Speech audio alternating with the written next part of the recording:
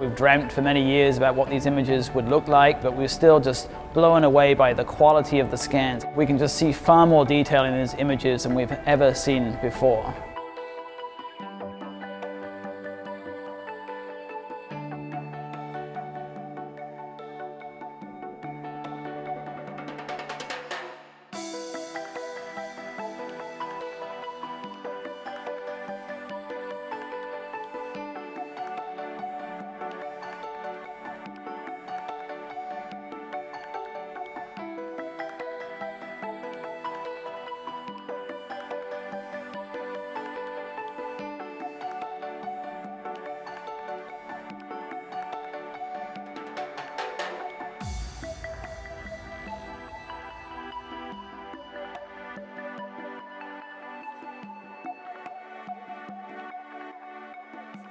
We take a radioactive drug and we inject it into the patient.